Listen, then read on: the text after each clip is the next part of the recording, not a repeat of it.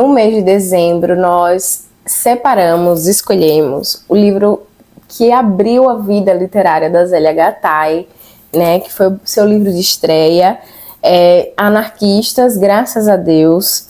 Essa edição aqui, linda, é a minha. Eu amo essas capas. E como eu estava dizendo, foi o livro que nós escolhemos para ler no mês de dezembro. A gente queria um livro que fosse de leitura tranquila, né, que fosse rápido de ler. Como foi um livro que eu já comecei a leitura há algum tempo atrás no Kindle e tinha visto que era uma leitura assim bem tranquila, eu sugeri que ele fosse lido em dezembro e as meninas lá do grupo do Catarse acataram. Então, como já virou costume aqui nesse canal, eu trouxe pra gente ler juntos o primeiro capítulo, né? Então, vocês vão aí conhecer a história, a abertura dessa história, né? Aqui nós temos um livro de memórias, são crônicas, então são textos bem curtos, né, num compilado. Eles têm uma linearidade, mas são histórias independentes. Vocês vão entender quando a gente começar a ler. E vou deixar aqui o convite para quem quiser participar das leituras coletivas com a gente. Tem o link aqui do Catarse aqui embaixo. É bem simples, bem tranquilo, e a gente sempre está conversando lá no Telegram. Vou começar a leitura e vamos lá. Para quem não sabe, eu acho que todo mundo sabe, mas a Zélia Gattai era a esposa do Jorge Amado, né? Eles viveram muitos anos juntos. E aqui na orelha do livro diz que eles já tinham 34 anos de casados quando ela resolveu se aventurar aí no mundo literário. Então, a dedicatória... Aqui, a dedicatória tá assim: para Jorge, minhas memórias de infância, com amor. Para Dona Angelina e seu Ernesto, meus pais, toda a saudade contida nestas recordações. Para meus irmãos, Remo, Wanda, Vera e Tito, que aí estão e não me deixam mentir. Para meus filhos, Luiz Carlos, João Jorge e Paloma, algumas histórias de um tempo passado. Para Missete Nadreu, Janaína e Luiz Carlos Batista de Figueiredo e Antônio Celestino, que me incentivaram a escrever essas páginas. Aí temos uma abertura aqui, o livro de Zélia. Em 1976, fui com Zélia para uma chácara de propriedade de Demeval Chaves, nas aforas de Salvador, para começar a escrever o romance Tieta do Agreste. A princípio, quando eu buscava os caminhos para a trajetória dos personagens, Zélia, com muito o que fazer e habituada à trabalheira de nossa casa no Rio Vermelho, resolveu botar no papel a divertida história de um disco, acontecida em sua infância. Atendi a pedido insistente dos filhos, a quem contar aquele e outros casos mais de uma vez. Isso dá um conto, mãe, afirmavam João Jorge e Paloma. Redigida a história, pediu-me que a lesse e opinasse. História ingênua, o conto não me interessou grandemente. Em compensação, encontrei, nas 15 ou 20 páginas do original, elementos os mais curiosos sobre a vida de uma família de imigrantes italianos e anarquistas em São Paulo. No primeiro quartel do século. Pequenas anotações, detalhes perdidos na tentativa ficcional. Então eu lhe disse, jogue o conto fora e escreva suas memórias de infância e adolescência. Descreva a vida em sua casa, a família, os amigos, os parentes, a rua ou bairro, a vinda dos avós e pais para o Brasil. Os do lado paterno, anarquistas florentinos para a famosa colônia Cecília, os do lado materno, católicos vênetos, para substituir os escravos nas plantações de café. As reuniões proletárias, os primeiros automóveis chegados a São Paulo, o Brás, a rua Caetano Pinto, Bexiga, o Conde Frola, Saco, Vanzetti. Tudo que viveste e de que guardas memória, farás um livro único, um depoimento singular. Assim ela fez. Durante 3 anos, nas sobras de tempo de nossa vida atribulada, Zélia foi escrevendo as lembranças de uma infância e uma adolescência ricas de acontecimentos. narrando o cotidiano das famílias dos imigrantes naquela época, em São Paulo. Resultou, ao meu ver, um livro pleno de interesse e de calor humano. Escrito sem pretensão de fazer literatura, pretensão de literatura que quase sempre resulta em literatice, uma narrativa correntia e simples. A vida que decorre, os pequenos incidentes, os grandes eventos, as dificuldades, a luta, os ideais, os sonhos, a indomável coragem de uma gente sofrida. Fica-se sabendo como esses italianos se naturalizaram brasileiros, fazendo filhos brasileiros, iguais aos árabes, negros, judeus, eslavos, húngaros, alemães, que aqui também aportaram, iguais aos paulistas da antiga tradição. Assim, vem sendo forjada a nação brasileira, na contínua e boa mistura de sangue. As moças e os rapazes que vemos, meninos nas páginas de anarquistas, graças a Deus, casaram-se com nacionais de outros sangues e levaram avante, sem o saber, o sonho dos avós.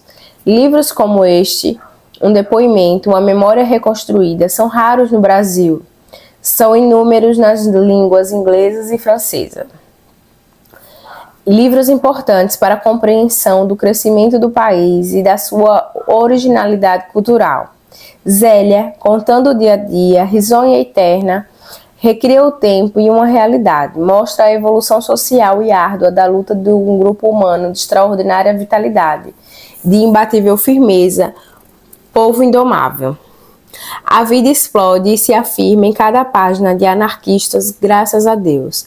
Quem o escreveu, e sou, no caso, a melhor testemunha, é uma valente, doce, sensível e vivida brasileira, a quem as circunstâncias possibilitaram andar o mundo, conhecer as maiores figuras intelectuais de seu tempo, com elas tratar, delas fazer-se amiga, viver intensamente e que jamais deixou de ser a filha de imigrantes italianos, de trabalhadores, conservando em seu puro coração a flama daquele sonho que cruzou o oceano.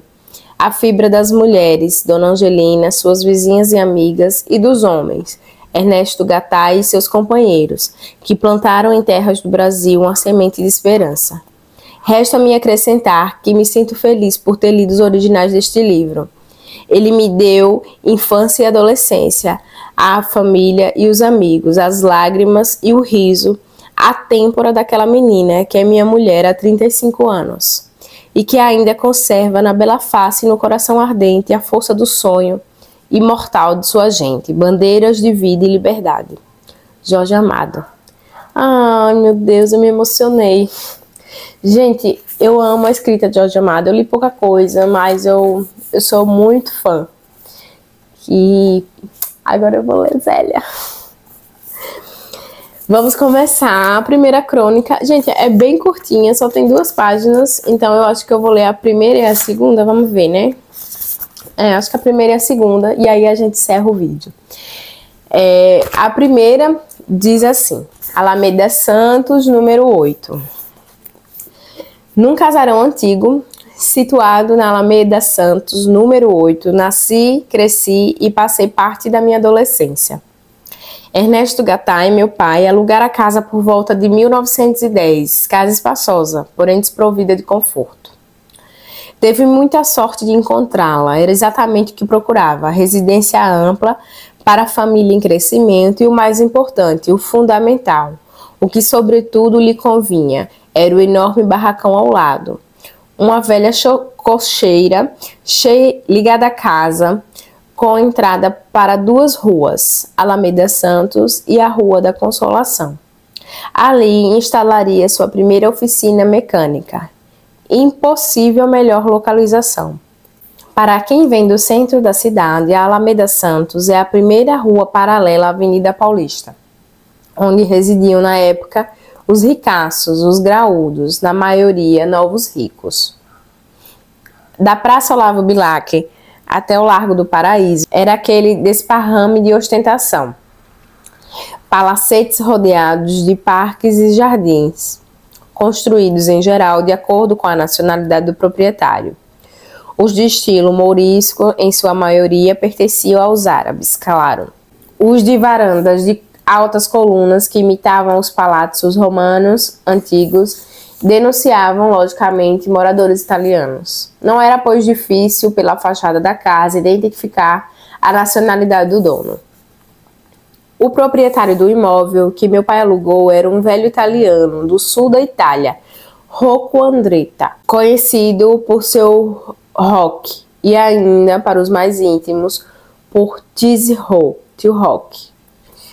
Dono de uma frota de carroças e burros para transportes em geral, foram intimados pela prefeitura a retirar seus animais dali. Aquele bairro tornava-se elegante, já não comportava cocheiras e moscas.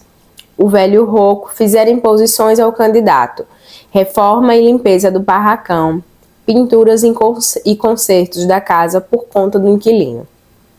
Dona Angelina, minha mãe, assustou-se. Gastariam muito dinheiro, um verdadeiro absurdo. Onde já se vira uma coisa daquelas, velho explorador? Por que o marido não comprava um terreno em vez de gastar as magras economias em reformas de casa alheia? E o aluguel? Uma exorbitância. Como arranjar tanto dinheiro todos os meses? Onde? Como? Mas ela sabia que não adiantava discutir com o marido, considerava-o teimoso e atrevido. O vocabulário de Dona Angelina era reduzido, tanto em português como em italiano, sua língua natal. Não sabia expressar-se corretamente, por isso deixava de empregar muitas vezes a palavra justa, adequada para cada situação. Usava o termo atrevimento para tudo.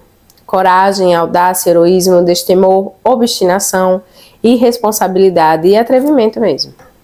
Somente conhecendo-a bem se poderia interpretar seu pensamento, saber de sua intenção, se elogiava ou ofendia. No caso da reforma em casa alheia, não havia a menor dúvida. Ela queria mesmo era desabafar, chamar o marido de irresponsável. Um atrevido é o que ele é, disse e repetiu. Por aqui eu sigo espirrando, né? E aí a gente termina a primeira crônica, já entendendo que a família da Zélia tá ali se situando em São Paulo, né? E o pai dela parece que vai começar um negócio. Interessante também o jeito que ela fala da mãe, né? Vamos ler a próxima e aí a gente encerra. A próxima crônica tem o título assim: O atrevido compra um carro motoblock. Havia pouco, quando da compra do motoblock, mamãe não lutara também, emburrara, discutir, adiantar alguma coisa, tinha 3 filhos para sustentar, como ia comprar um carro amassado? Papai não se abalou com os argumentos da mulher, com seus emburros, não lhe deu atenção, não era louco de perder aquela oportunidade única. O proprietário do motoblock em questão andava desacorçoado, às voltas com as complicações do automóvel, comprado num momento de animação e insensatez que ele não conseguia manejar. Não acertava a virar a manivela e já levaram um contragolpe que quase fraturaram o braço. De outra feita, ficaram encalhados em plena escuridão da noite, mulher e filhos a tremer de medo e de frio naquele carro aberto, os faróis apagados por falta de carbureto. Ele sem saber que rumo dar, quais as providências a tomar, nada entendendo do assunto. Seu desgosto culminou ao bater contra uma árvore. Atrapalhara-se na direção, não conseguira dominar nenhum dos 2 travões, duros e emperrados. O choque foi inevitável. Quanto iria pagar pelo estrago? Sentiu-se aliviado quando o mecânico lhe propôs comprar o automóvel rebentado. Nem pensou discutir o preço, queria livrar-se daquele pesadelo. Vendeu por alguns vinténs e sentiu-se feliz. Mais feliz ainda ficou o habilidoso comprador, que num abrir e fechar de olhos botou o carro tinindo, novo, travões devidamente engraxados, aptos a brecar a máquina em qualquer emergência. As correntes de transmissão das rodas traseiras também deslizando de fazer gosto.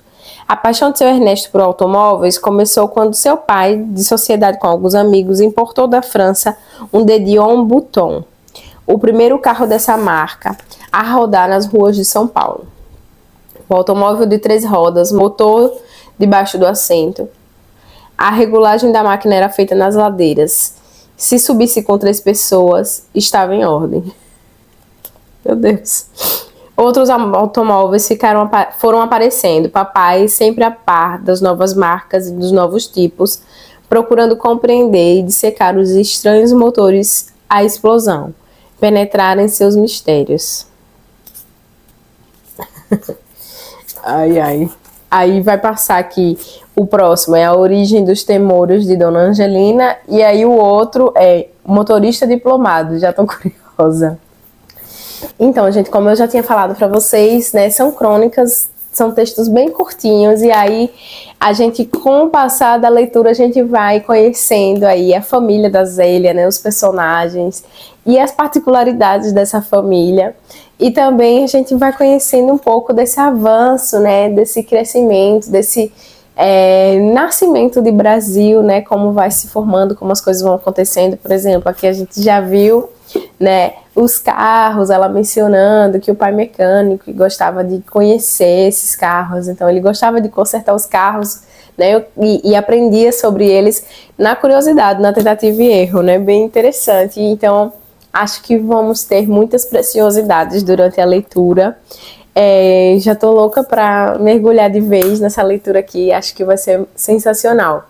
Reforço o convite, quem quiser fazer a leitura coletiva com a gente, tem o link aqui embaixo, o link do Catarse, é um valor único de R$15 e vocês podem participar do grupo com a gente. Eu tô sempre enviando material por lá.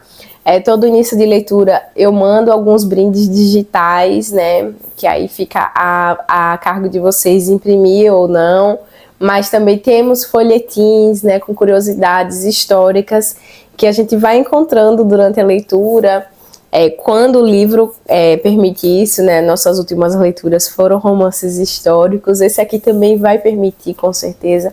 Agradeço a quem assistiu o vídeo. Aproveita para deixar o seu curtir, para deixar o seu comentário, para compartilhar e ajudar o canal a crescer. Tá bom, gente? Um cheiro e até a próxima.